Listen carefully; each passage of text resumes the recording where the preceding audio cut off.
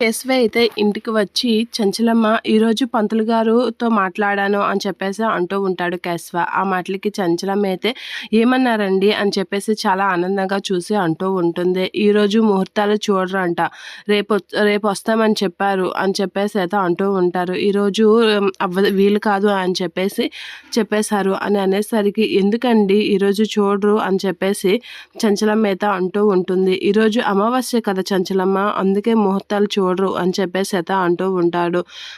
ఏంటి ఈరోజు అమావాస్య అని అనేసరికి అవును ఈరోజు అమావాస్య, ఏమైంది ఈరోజు అమావాస్య అయితే నీకేంటి అని చెప్పేసి అయితే అంటూ ఉంటాడు. ఇక షాక్ అవుతూ ఉంటుంది చంచలమ్మ. ఇక స్వామీజీ చెప్పిన మాటలు గుర్తు తెచ్చుకుంటూ ఉంటుంది. ఏంటి ఈరోజు అమావాస్యనా అని చెప్పేసి ప్రతి అమావాస్యకి నీ కొడుకుకి గండం దగ్గరికి వస్తుంది, చావుకి దగ్గరగా వెళ్తాడు అని చెప్పేసి అంటూ ఉంటాడు. ఆ మాట వినగానే చంచలమ్మ షాక్ అయి అసలు చంటి వాళ్ళు ఏం చేస్తున్నారు అని చెప్పేసి అలా చూస్తూ భయపడుతూ ఉంటుంది. ఇక చంటి గురించి ఎలా అయినా చంటి సింధూరానికి ఏం కాకుండా చూసుకోవాలి అనేది అనుకుంటూ చంటి వాళ్ళ ఇంటికి వస్తూ ఉంటుంది. చక్రం చక్రం అని గట్టిగా కేకేసేసరికి ఏమైంది చంచలమ్మ అని కేశవ అడుగుతూ ఉంటాడు. చంటి సింధూర కనిపించడం లేదు, ఎక్కడికి వెళ్ళారు అని చెప్పేసి చంచలమ్మ అడిగేసరికి సరదాగా బయటికి వెళ్ళారమ్మా తిరగడానికి అని చెప్పేసి అయితే అంటూ ఉంటాడు. అలా అనగానే చంటి సింధూర అయితే సైకిల్ మీద వెళ్ళి వస్తుండగా అక్కడే ఉన్న చెట్టు కొమ్మ అయితే వాళ్ళకి ఎదురుగా పడిపోతూ ఉంటుంది. ఇక చంటి అయితే దారి తప్పి